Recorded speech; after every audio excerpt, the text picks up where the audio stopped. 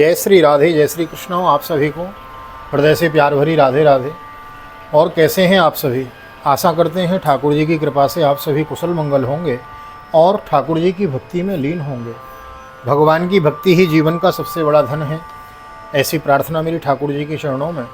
आप और आइए आज की पावन कथा प्रसंग में हम प्रवेश करते हैं। श्रीमद् भागवत के प्रथम स्कंद के 11वें अध्याय में हम प्रवेश करेंगे। द्वारिका में भगवान श्री कृष्ण का राज उचित स्वागत होता है, किस प्रकार प्रभु द्वारिका में प्रवेश करते हैं, इस कथा को हम श्रवण करेंगे। नए आए हैं चैनल को सब्सक्राइब कर लें, बेल आइकन को भी प्रेस कर दें। में देर न करते हुए चलते हैं आज की पावन कथा प्रसंग में। सर्वप्रथम करेंगे गोविंद नाम संकीर्तन। श्री कृष्ण गोविंद हरे मुरारे, हे नाथ नारायण वासुदेव। श्री कृष्ण गोविंद हरे मुरारे, हे नाथ नारायण वासुदेव। हे नाथ नारायण वासुदेव, हे नाथ नारायण वासुदेव। श्री कृष्ण गोविंद हरे मुरारी, हे नाथ नारायण वासुदेव। नारायणं नमस्कृत्यं नरं चैव नरोत्तमं देवीं सरस्वतीं व्यासं ततो जयमुदीरयेत्। कृष्णाय वासुदेवाय हरये परमात्मने प्रणतः क्लेशनाशाय गोविन्दाय नमो नमः।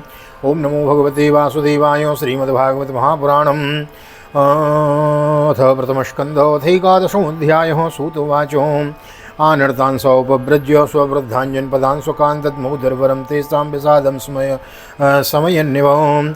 सौच्चकासे धवलोदरोदरोऽप्यरुक्रमस्याधर षोडशोडिमा दाद्मायमानकरगञ्जसम्पुटे यताब्जखण्डे कलहंसोत्स्वनः।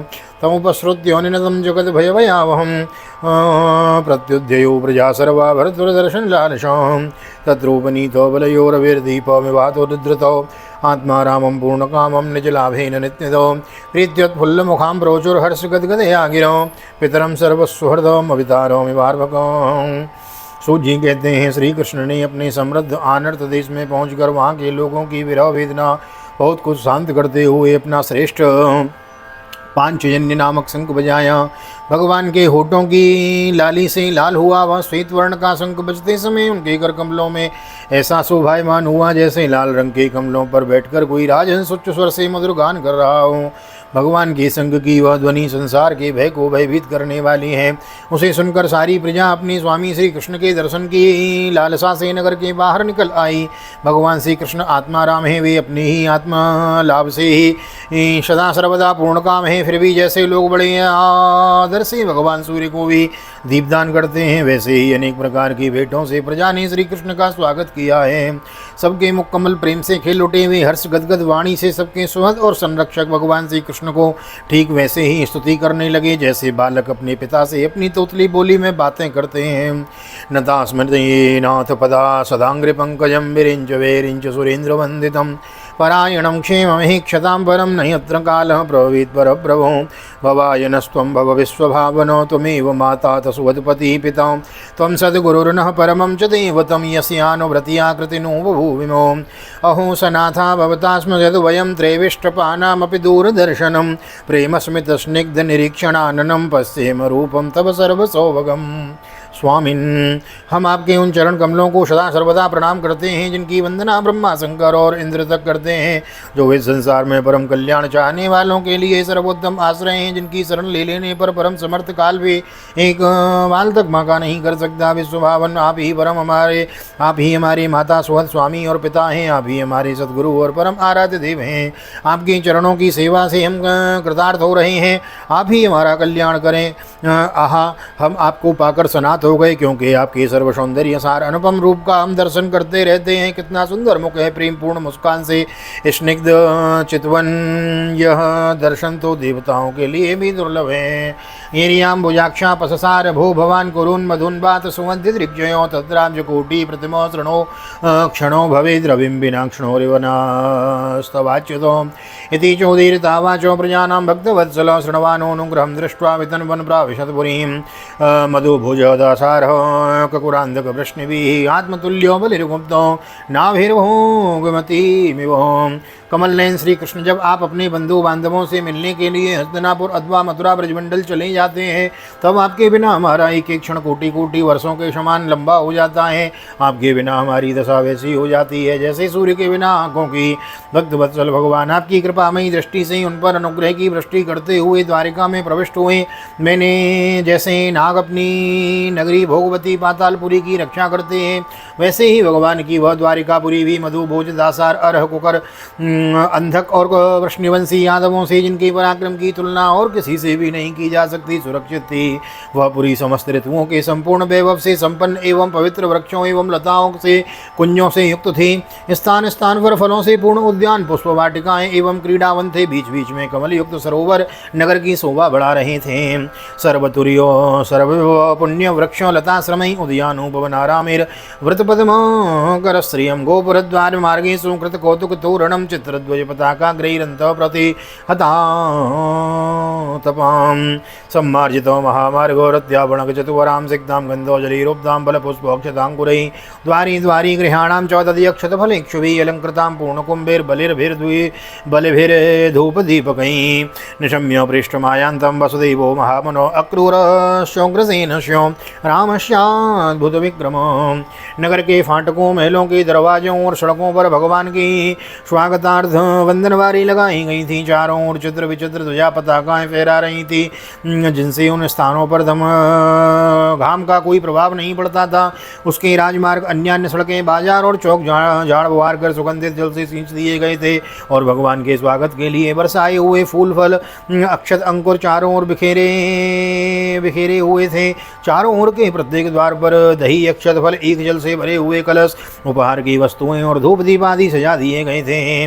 निशम्य पृष्ठ मायांतम वसुदेवो महामनो अक्रूरस्योग्रसेनस्यो रामस्याद्भुत विक्रमो। उदार शिरोमणि वसुदेव अक्रूर उग्रसेन अद्भुत पराक्रमी बलराम प्रद्युम्न चारुदेशन और जाम्बुवती नंदन सांब ने जब यह सुना कि हमारे प्रियतम भगवान श्री कृष्ण आ रहे हैं, तब उनके मन में इतना आनंद उमड़ा कि उन लोगों ने अपने सभी आवश्यक कार्यों सोना बैठना और भोजन आदि छोड़ दिए। प्रद्युम्नश्चारुदेशनश्च शाम्बो जाम्बवती सुत प्रहर्षो वेगोक्षसितो शयनासन भोजनो वारणीन्द्रं पुरस्कृत्य ब्राह्मणेषु सुमङ्गलैः शङ्खतुर्यो निनादेनो ब्रह्मघोषेण चादृतो प्रद्युजगमूर्तेरष्टा प्रणयागत साध्वसो वारमुख्याश्वासतसो यानिस्तदर्शनोत्सुको लसत्कुण्डलनिर्भात कपूलो वदनाश्रियो नटनर्तक गन्धर्व सूतमागत वन्दिनो गायन्ति चोत्तमश्लोको चरितान्यद्भुतानि च।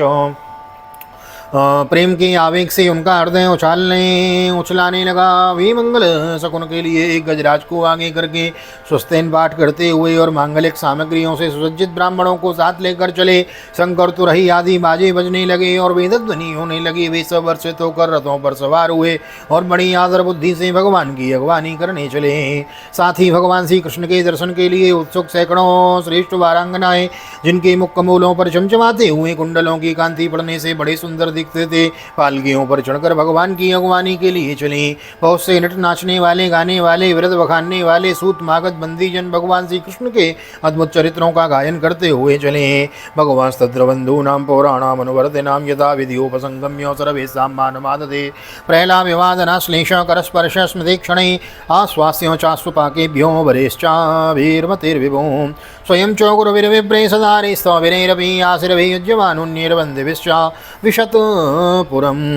भगवान श्री कृष्ण ने बंधु बांधवों, नागरिकों और सेवकों से उनकी योग्यता के अनुसार अलग अलग मिलकर सबका सम्मान किया। किसी को सिर झुकाकर प्रणाम किया, किसी को वाणी से अभिवादन किया, किसी को हृदय से लगाया, किसी से हाथ मिलाया, किसी की ओर देखा मुस्कुरा भर दिया और किसी को केवल प्रेम भरी दृष्टि से देख लिया। जिसकी जो इच्छा थी उसे वही वरदान दिया। इस प्रकार चांडाल पर्यंत सबको संतुष्ट करके गुरुजन, सपत्नीक, ब्राह्मण और वृद्धों तथा दूसरे लोगों का भी आशीर्वाद ग्रहण करते एवं बंदीजनों से वृद्धावली सुनते हुए सबके साथ भगवान श्री कृष्ण ने नगर में प्रवेश किया है। राजमार्गम गते कृष्णे द्वारकायां कुलस्त्रिय द्वारिकाया कुलस्त्रियो हर्म्यान्यारुरुहुर्विप्र दीक्षण महोत्सव नित्यं निरीक्षमाणानां यद्यपि द्वारकोकशां नैवं द्रव्यन्ते ईदृश श्रियोधामांगमच्युतो। सौनक जी जिस समय भगवान राजमार्ग से जा रहे थे, उस समय द्वारिका की कुल कामिनियां भगवान के दर्शनों को ही परमानंद मानकर अपनी अपनी अटारियों पर चढ़ गईं। भगवान का वक्षस्थल मूर्तिमान सौंदर्य लक्ष्मी का निवास स्थान है। उनका मुखारविंद नेत्रों के द्वारा पान करने के लिए सौंदर्य सुधा से भरा हुआ पात्र है। उनकी भुजाएं लोकपालों को भी शक्ति देने वाली हैं। श्रियो निवासो यस्मिन् सरपान पात्रम मुखम दसम बाहवो लोकपालानां सारंगाणां पदाम्बुजं सितातपत्रव्यजनैरुपस्कृतं प्रसून वर्षे रविवर्षति पति विसंगवासा वनमालया बभोगनोरतार्कोटुपचापमेद्युते। उनके चरण कमल भक्त परमहंसों के आश्रय हैं। उनके अंग अंग शोभा के धाम हैं। भगवान की इस छवि को द्वारिकावासी नित्य निरंतर निहारते रहते हैं, फिर भी उनकी आंखें एक क्षण के लिए भी तृप्त नहीं होती। द्वारिका के राजपथ पर भगवान श्री कृष्ण के ऊपर श्वेत वर्ण का छत्र तना हुआ था। श्वेत चमर डुलाए जा रहे थे। चारों ओर से पुष्पों की वर्षा हो रही थी। वे पीताम्बर और वनमाला धारण किए हुए थे। इस समय वे ऐसे शोभायमान हुए मानो श्याम मेघे की साथ सूर्य चंद्रमा इंद्रधनुष और बिजली से शोभायमान हो। प्रविष्टस्तु गृहं पित्रो परिस्वक्तो स्वमातृवेव वंदे शिरसा सप्तो देवकी प्रमुखा मुदो तापुत्रमंकमारोप्यो स्नेहश्नुत्मयोधर हर्ष विवल्लात्मानं सुचूर्नेत्र जिर्जले यथा विशद स्वभवनं सर्वकामा मनुद्दमं प्रासादाय यत्र पत्नीनां सहस्राणि च षोडश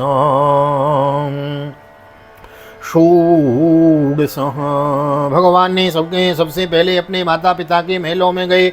वहाँ उन्होंने बड़े आनंद से देवकी आदि सातों माताओं को चरणों पर सिर रखकर प्रणाम किया और माताओं ने उन्हें अपने हृदय से लगाकर गोद में बैठा लिया। स्नेह के कारण उनके स्तनों से दूध की धारा बहने लगी। उनका हृदय हर्ष से विह्वल हो गया और वे आनंद के आंसुओं से उनका अभिषेक करने लगी। माताओं से आज्ञा लेकर वे अपनी समस्त भोग सामग्रियों से संपन्न सर्वश्रेष्ठ भवन में गए। उसमें 16,000 पत्नियों के अलग अलग महल थे। अपने प्राणनाथ भगवान श्री कृष्ण को बहुत दिन बाहर रहने के बाद घर आया देखकर रानियों के हृदय में बड़ा आनंद हुआ। उन्हें अपने निकट देखकर वे एकाएक ध्यान छोड़कर उठ खड़ी हुई। पत्न्यः पतिं प्रोस्य गृहानुपागतं विलोक्य संजात मनोमोत्सव उत्तस्तुरारां सहसा सनाशयात् साकं प्रतिर्व्रीडित लोचनानना। उन्होंने केवल आसन को ही नहीं बल्कि उन नियमों को भी त्याग दिया जिन्हें उन्होंने पति के प्रवासी होने पर ग्रहण किया था। उस समय उनके मुख और नेत्रों में लज्जा छा गई।